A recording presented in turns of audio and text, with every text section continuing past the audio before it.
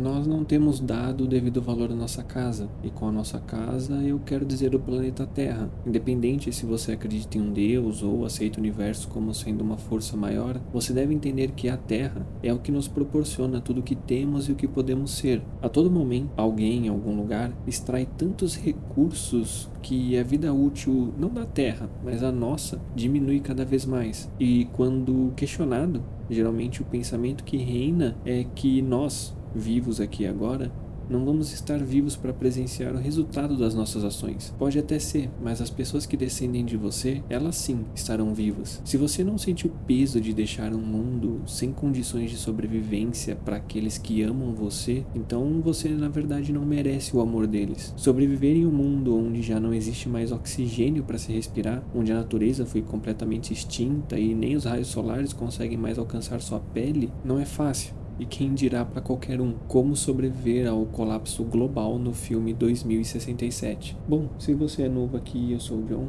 seja muito bem-vindo ao podcast Como Sobreviver ao Planeta Terra. Se você estiver me escutando pelo YouTube e gostar do episódio, não esqueça de se inscrever e ativar o sininho para sempre receber os novos episódios. É a mesma coisa por qualquer plataforma de podcast, seja Spotify ou Apple Podcast. Me siga para sempre receber os novos episódios e avalie o podcast para que ele chegue em outras pessoas que tenham o mesmo gosto que você. Bom, então vamos pro episódio. Resumidamente falando, o filme 2067, ele retrata a extração excessiva de recursos do planeta Terra, o que acaba resultando na extinção da natureza e, como consequência, a falta de oxigênio para que nós possamos existir com uma certa liberdade. Então, já dando spoiler, a solução encontrada para, assim, de certo ponto salvar o planeta Terra é simplesmente viajar no tempo, 400 anos no futuro, onde com uma velocidade incrível, digamos assim, a Terra acabou se regenerando e tornou possível respirar e viver livremente. Óbvio que os humanos, eles não existem mais para a Terra se regenerar, e que a Terra também, claramente, ela não levaria 400 anos para se recuperar desse estrago. A gente está falando de muito mais tempo, mas vamos relevar isso e seguir em frente com a história. Na história original do filme, essa viagem ela só é para algumas pessoas, né, para poucas pessoas da elite. Mas aqui no episódio eu vou considerar que a intenção era passar pelo menos todas as pessoas sobreviventes. E considerando, né, que as interações temporais elas não sejam rapidamente alteradas, tendo um efeito imediato entre passado e futuro. Vamos considerar que seria o ponto zero. Ou seja, você viajou no tempo com mais pessoas, alterou o passado e, consequentemente, o futuro, mas seu presente não vai ter alterações. Então, sua linha temporal ela segue com você reconstruindo uma sociedade do zero em uma realidade, né, em um planeta que você tecnicamente não conhece, pelo menos não aquela forma dele. Eu quero fazer assim porque no filme ele dá essa oportunidade de pensar brevemente em como seria sobreviver e criar uma civilização a partir do zero, por pessoas que não sabem nem o que é comida de verdade, muito menos fazer uma roupa. Então, no filme 2067, para sobreviver nele, a primeira parte eu acredito que seja a mais difícil, que é sobreviver ao aquecimento global, o colapso global, né? E praticamente a falta de tudo que é mínimo que nós temos hoje para a nossa sobrevivência. O filme ele não especifica quando se iniciaram os eventos, né? Quando os eventos começaram a se agravar. Mas vamos imaginar que amanhã você acorda e se depara com as notícias de que a natureza está em risco de extinção e que as árvores restantes já não são muitas. A partir desse ponto, não tem mais volta. Máscaras vão ser necessárias para sobreviver em 2 pontos dessa sobrevivência.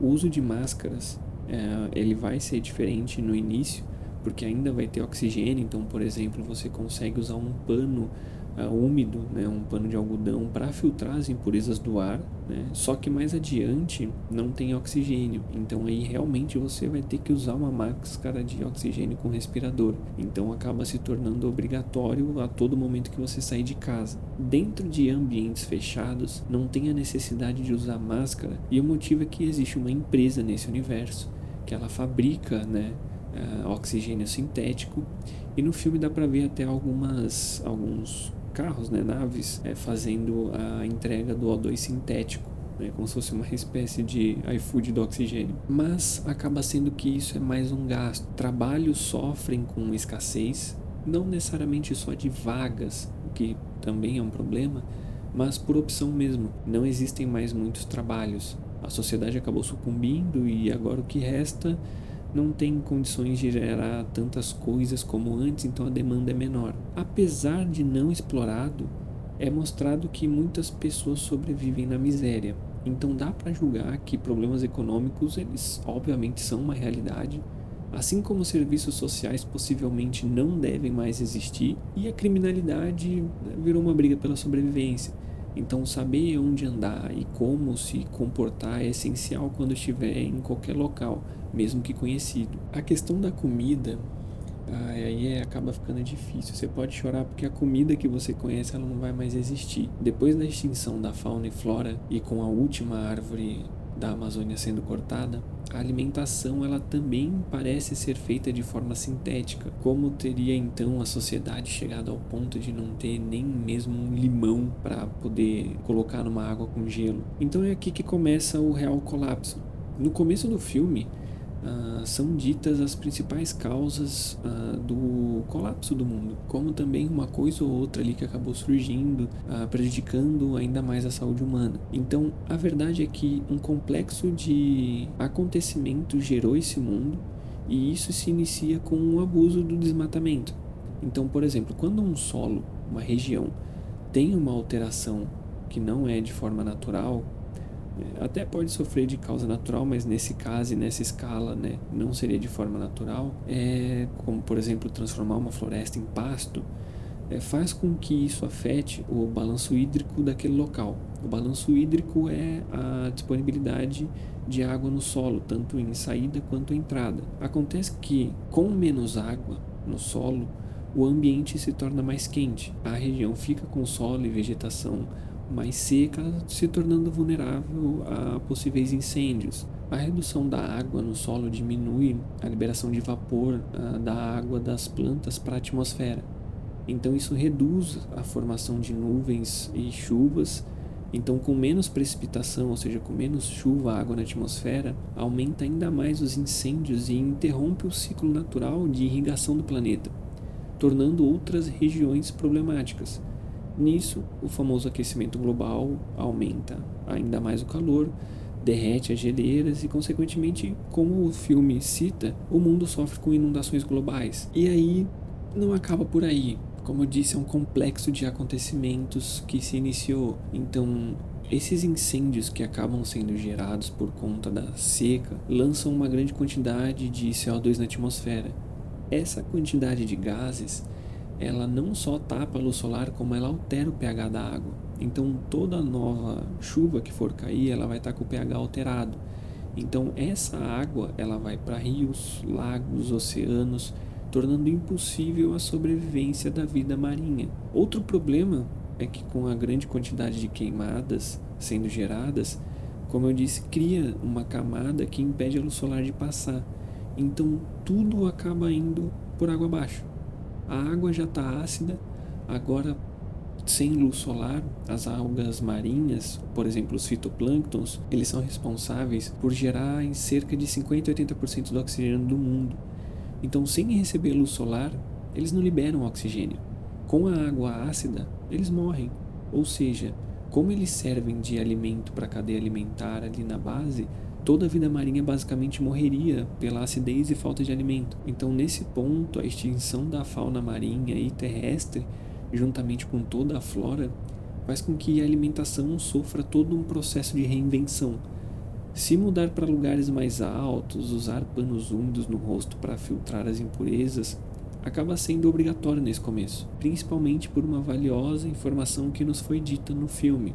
Essa informação é de que no mundo, dentro do filme, a maior parte das pessoas elas acabaram morrendo por uma doença respiratória que foi gerada por conta da poluição. Não foi informado qual é a doença. Óbvio que a gente consegue pesquisar e ir atrás de algumas das possíveis doenças, Mas, enfim, doenças como câncer de pulmão, pneumonia, a doença pulmonar obstrutiva crônica, são doenças que elas são graves, podem gerar o óbito, só que eu acredito que não tenha sido só a doença que gerou essa quantidade excessiva de óbitos no planeta, mas foi um conjunto de fatores como a falta de comida, água, ar para se poder respirar.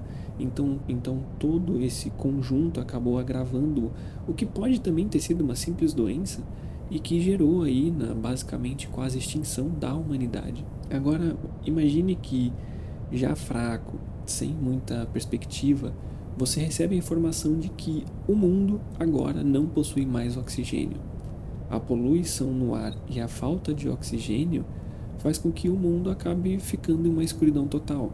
Então, de início, sem oxigênio, você sofreria alguns problemas nos tímpanos, pois a falta de oxigênio ela reduz a pressão no ar. Isso também afetaria de forma leve alguns órgãos internos e acabaria te causando um desconforto e até uma desorientação. Nada que você não se acostume,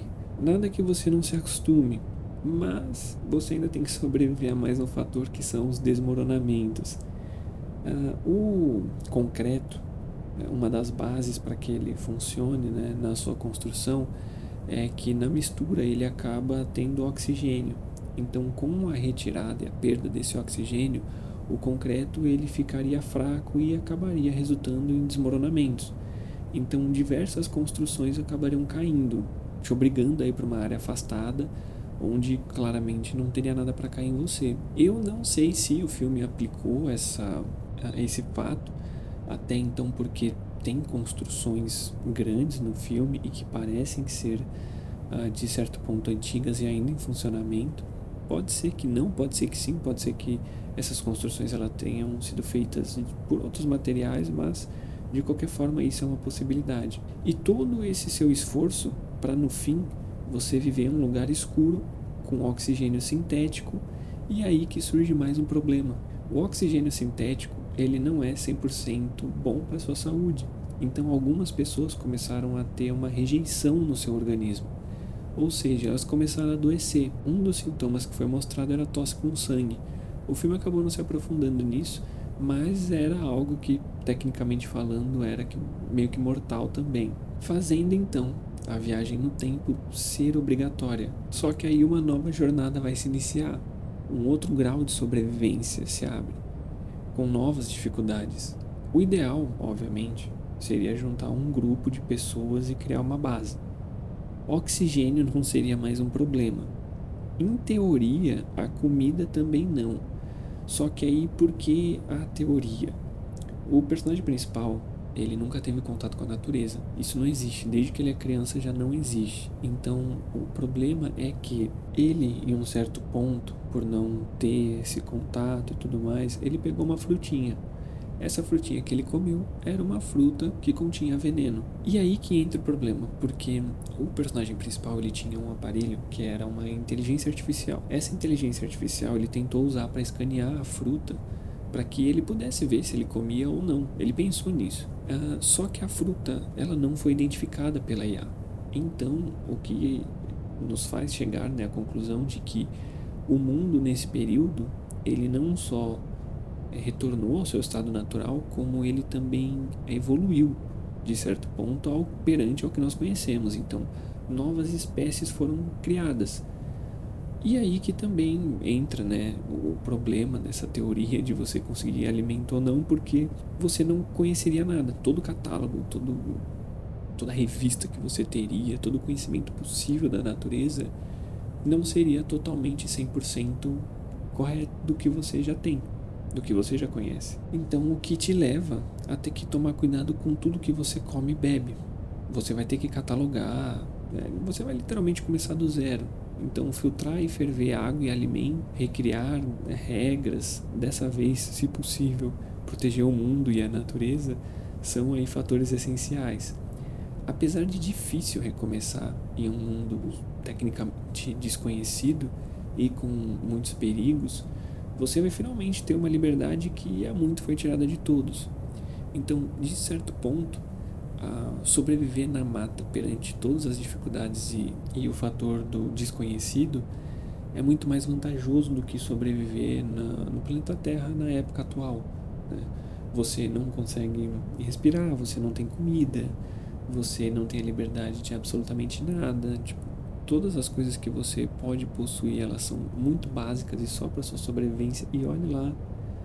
Então, nesse caso, eu acho que seria até, eu acho que na verdade teria um certo grau de dificuldade, mas a galera tiraria numa boa para sobreviver, se adaptaria fácil à sobrevivência na mata e reconstruir uma sociedade. Bom, eu espero que vocês tenham gostado. Esse foi o episódio de hoje. Se você gostou e estiver me escutando pelo YouTube, se inscreva e ative o sininho para sempre receber as notificações. Pelo Spotify ou Apple Podcast, me siga para sempre receber os novos episódios. Até a próxima e um beijão para vocês.